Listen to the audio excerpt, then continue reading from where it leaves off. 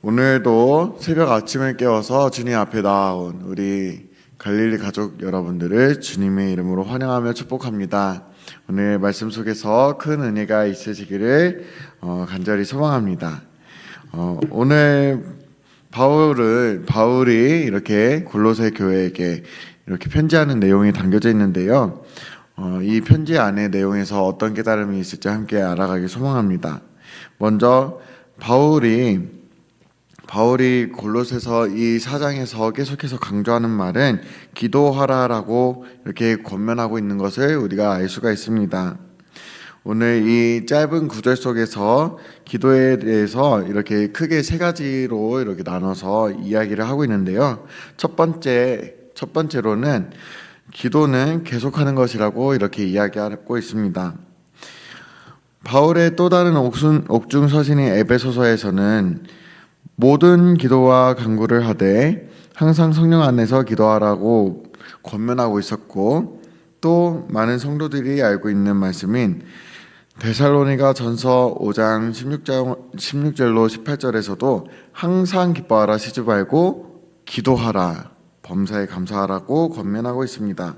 하지만 이런 말씀들과는 달리 많은 그리스도인, 특히 신실하게 살기를 원하는 그리스도인임에도 불구하고 기도하는 것에 있어서 지칠 때도 있습니다. 때로는 하루씩 지나칠 때도 있는 분들도 있죠. 그러나 성경에서는 기도를 멈추지 말 것을 계속해서 이야기를 하고 있습니다. 기도를 계속하다라는 것에서 계속하다의 문자적인 것은 견디며 앞으로 가다라는 뜻을 갖고 있습니다. 예수님께서도 겟세마네 동산에 올라가셔서 기도를 하실 때에 설렁설렁 기도하시지 않으셨습니다.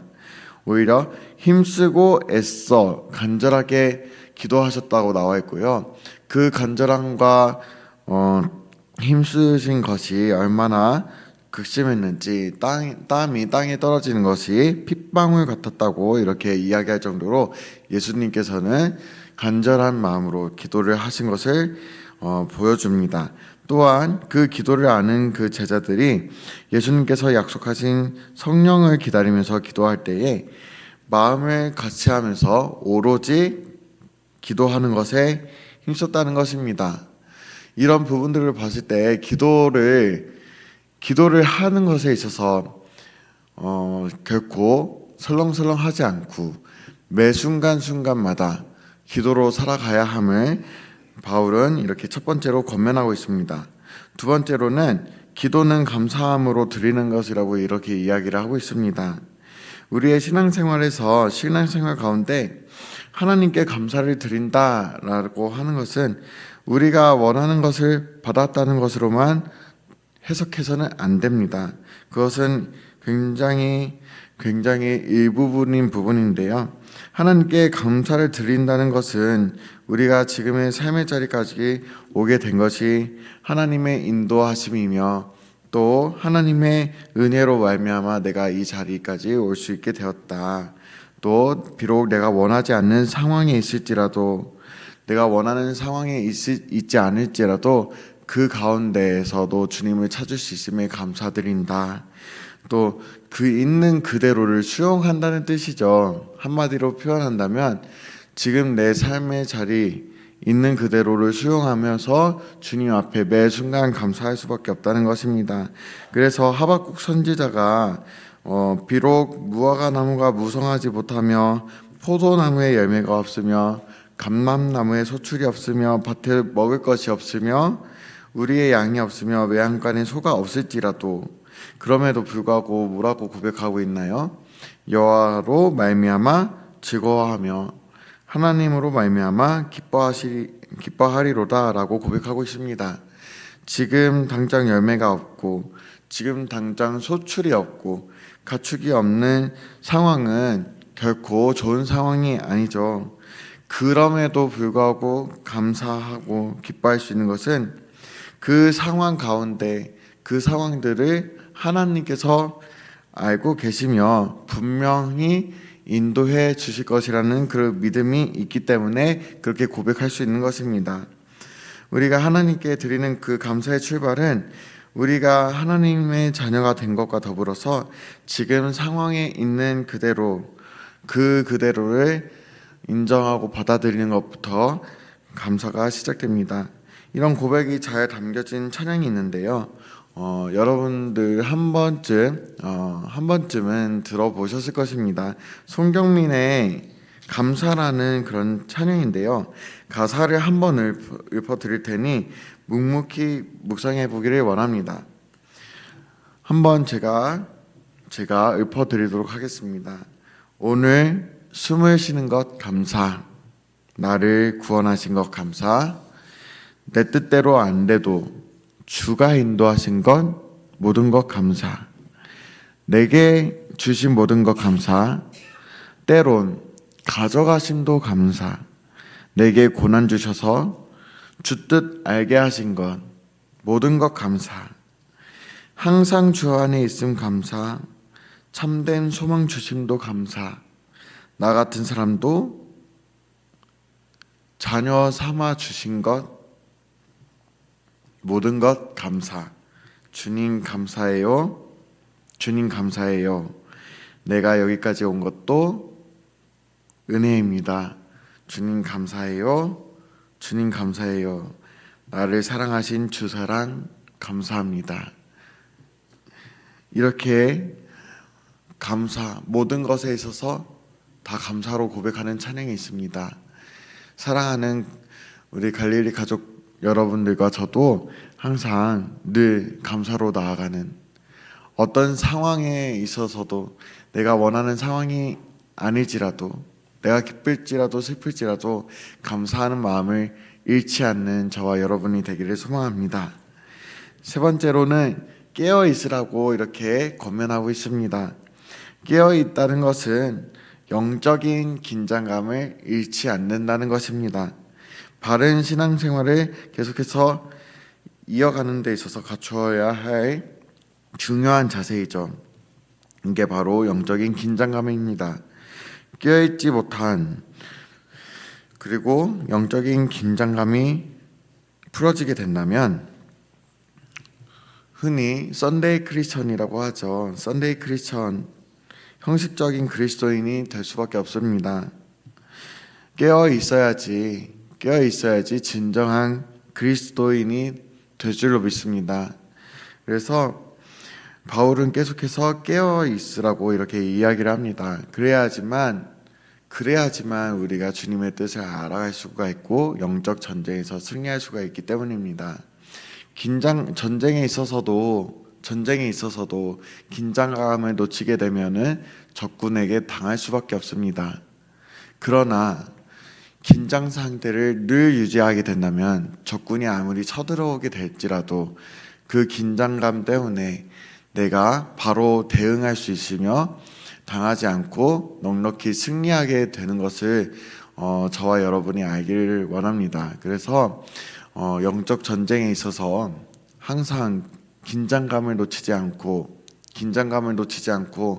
주님 앞에 나아가면서 영적 전쟁에서 늘 승리하면서 살아가는 저와 여러분이 되길 소망합니다. 그렇게 해서 또 바울은 이렇게 기도해달라고 요청하는데요. 또한 우리를 위하여 기도하되 하나님이 전도할 문을 우리에게 열어주사 그리스도의 비밀을 말하게 하시기를 구하라. 내가 이 일 때문에 매임을 당하였노라 라고 고백하고 있습니다.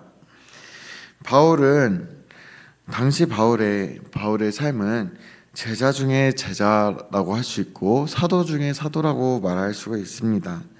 그런 사람이 연약한 골로새 교회 사람들에게 기도를 부탁하고 있는데요. 이 다른 사람, 우리들 모두가 스스로가 알다시피 다른 사람의 기도가 필요 없을 만큼 강력한 그리스도인은 단 한 명도 없고, 또 다른 사람을 위해 기도해 줄 수 없을 만큼 너무나도 연약한 그리스도인도 없습니다. 우리는 모두 서로를 위해서 기도하는 사람들이죠. 주님께서는 그 기도를 통해서 우리가 하나 된 것을, 주님 안에서 공동체인 것을 확인시켜 주십니다. 그래서 우리가 서로를 위하여서 이렇게 기도해야 하는데, 특히 바울은 자신과 함께 있는 사람들을 위해서 기도할 때 전도할 문을 우리에게 열어달라고 요청하고 있습니다. 그래서 사람들이 그리스도의 비밀을 알게 되는 것, 내가 그리스도의 비밀을 말하게 되는 것에 대해서 구하라고 이야기하고 있습니다. 이 비밀이라는 것은 예수 그리스도의 구속사적인 그런 은혜를 전적으로 내가 느끼고 체험한 것, 그 이상의 은혜죠. 그거는 우리 인간의 말로서는 형언할 수 없는 놀라운 주님의 구속사적인 은혜입니다. 아무리 말로 이렇게 고백을 한다 할지라도 이 말로서는 다 표현할 수 없는 것이 그리스도의 은혜입니다. 그 은혜를 말하게 되는 것을 구하는 거예요. 내가 경험한 것들 간증하게 되고요. 내가 경험한 사랑과 은혜를 나누게 될 때에 그 나눔 속에서 사람들이 주님을 알게 되고 그들도 주님의 은혜를 경험하게 되고 마침내 주님께로 돌아오는 역사가 있는 것이라는 것입니다.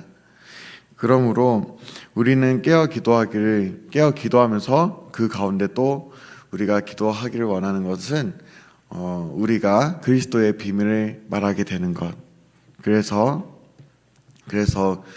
주님을 알지 못하는 세상을 살아가는 이들에게 아직 주님을 알지 못하는 세상을 살아가는 이들에게 주님의 복음을 깨닫게 하고 그들이 주님 앞으로 나아가게 되는 그런 역사가 우리들의 삶의 자리 가운데서도 경험되어지기를 소망합니다. 바울에게 그리스도는 정말 신비로운 사건이었죠. 자신은 예수 그리스도에게 그렇게 순종적인 사람이 아니었었죠.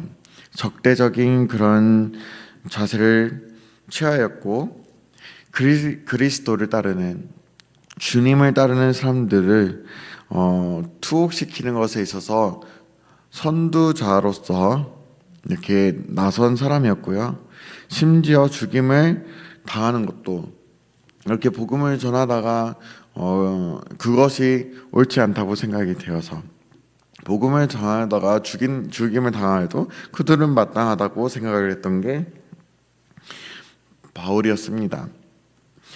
그리고 그 바울은 그리스도인들을 잡아들이기 위해서 이렇게 다메섹을 향하고 있었는데 그때에 그 가운데 빛으로 임하신 예수 그리스도를 경험하게 되죠.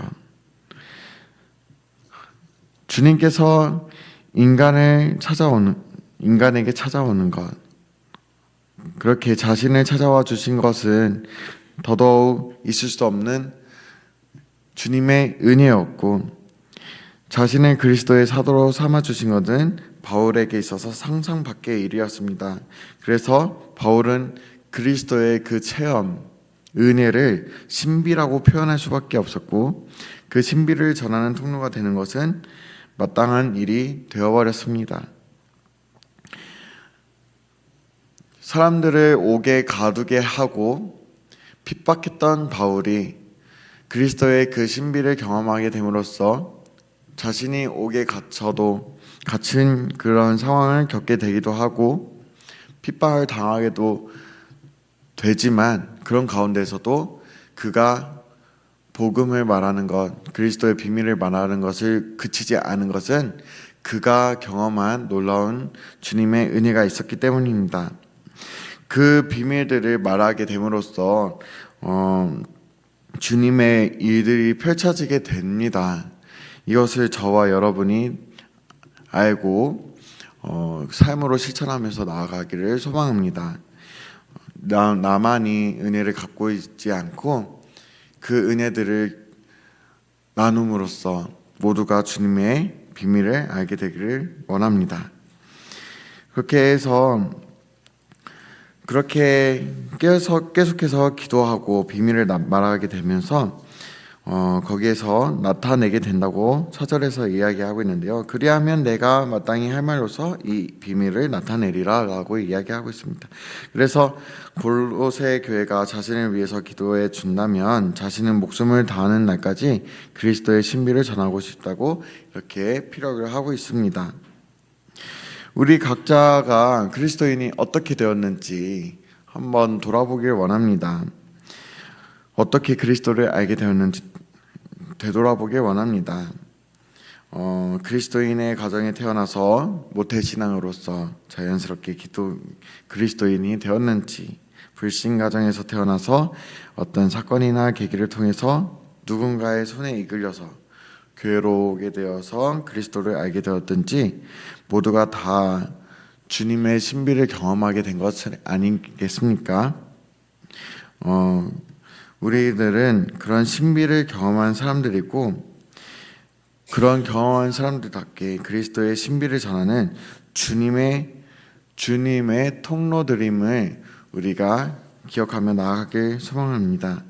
그래서 마지막 절에 5절로 6절에서는 그 끝의 결말로서는 우리가 가져야 할 소명과 소망 에 대해서 이야기를 하고 있습니다. 5절로 6절을 함께 읽기를 원하는데요. 함께 화면을 보면서 5절로 6절 함께 읽도록 하겠습니다. 외인에게 대하여는 지혜로 행하여 세월을 아끼라. 너희 말을 항상 은혜 가운데서 소금으로 맛을 낸 것 같이 하라. 그리하면 각 사람에게 마땅히 대답할 것을 알리라. 아멘. 네. 이렇게 끝은 사명에 대해서 이렇게 이야기를 하고 있습니다. 어떤 사명인지 여러분께서 이제 알 것입니다. 전도에 대해서 이야기를 하고 있습니다. 소금의 역할을 하라고 하는 것이죠. 5절에서 세월을 아끼다라는 그 아끼다의 헬라어로 말할 때에는 엑사고라조라고 하는데요. 이게 원래는 시장에서 쓰이는 말입니다. 매장에서 쓰이는 말인데요. 물건을 살 때 쓰는 말이었습니다. 시장에서 물건을 살 때에 어떻게 사죠? 그냥 아무거나 고르지 않습니다. 식품을 고를 때 아무거나 고르지 않죠. 사과 하나를 사더라도 그 사과의 색깔이 얼마나 고운지, 또 멍이 들지는 않았는지, 다른 것에 비해서 크기도 괜찮은 것인지 이것 요목조목 따지게 되면서 최고의 상태인 그런 품질의 사과를 고르게 되죠. 또 시식을 할 수 있는 그 음식이 있다고 한다면 그 시식하는 것에 있어서 이 음식이 맛있는 음식인지 아닌지를 구별하여서 이게 나의 만족이 되지 않았을 때는 사지 않고 나에게 만족이 되었을 때 사고는 하죠. 마찬가지로 믿음 생활 안에서도 무엇을 행해야 하는지, 행해야 하지 않아야 되는지 이것을 분별하라는 것입니다. 그래서 바르게 분별하고 행해야 할 것을 행하는 것을 여기에서는 세월을 아끼다라고 표현하고 있는 것입니다. 분별하라는 것입니다. 이 세상을 살아가면서 내 믿음 생활에 있어서 정말로 잘 살아가고 있는 건지 아니면은 되돌아봐야 하는지 그렇게 스스로를 돌아보라는 의미에서 사용하고 있습니다. 또 바울은 6절에서 고백한 것처럼 소금으로 맛을 낸 것 같이 하라고 이야기를 하고 있었는데요. 그 은혜 가운데서 그 소금의 역할을 하라고 하고 있습니다. 소금의 역할은 딱 하나죠. 짠맛을 내는 역할을 합니다. 세상에서 소금과 같은 역할을 하라고 했을 때에 왜 세상에서 소금과 같은 역할을 하라고 이렇게 되었을까라고 묵상을 해본다고 한다면 맛이 없는 무존재적인 그런 상황이 있을 때 맛을 첨가하게 되죠. 세상에 있어서 맛이 있지 않기 때문에, 맛이 존재하지 않기 때문에 그 맛을 내는 역할이 필요하다는 것입니다. 그게 바로, 그 역할을 할 수 있는 게 바로 저와 여러분임을 알고 나아가기를 소망합니다. 그게 우리의 역할입니다. 우리가 그리스도의 신비를 알고 주님의 복음을 갖고 있는데도 불구하고 그 맛을 내지 않는다면 그 소금이 어떤 소용이 있겠으며 필요가 있겠습니까? 우리가 갖고 있는 이 주님의 은혜, 우리가 갖고 있는, 우리가 경험했던 주님의 놀라운 신비, 그것들을 우리들만 갖고 있지 아니하고 세상 저 사람들에게 나가서 복음을 전파하고 내가 경험한 은혜를 나누고 사랑을 나누고 그렇게 됨으로써 그들도 그 맛을 알게 되어서 마침내는 함께 주님의 은혜를 알면서 나아가는 그런 것들을 경험하는 저와 여러분이 되길 소망합니다. 그래서 전도의 사명을 잃지 않고 기쁨으로 나아가면서 또 강구함으로 나아가면서 살아가기를 소망합니다. 기도에 있어서 늘 깨어 있기를 소망합니다. 늘 깨어 있고 그 가운데서 감사함으로 있고 그 가운데서 또 내가 그리스도의 비밀을 말하게 되는 삶을 살아가는 저와 여러분이 되기를 소망합니다. 그래서 세상의 소금과 같은 여러분들이 되기를 주님의 이름으로 축복하며 기도드립니다.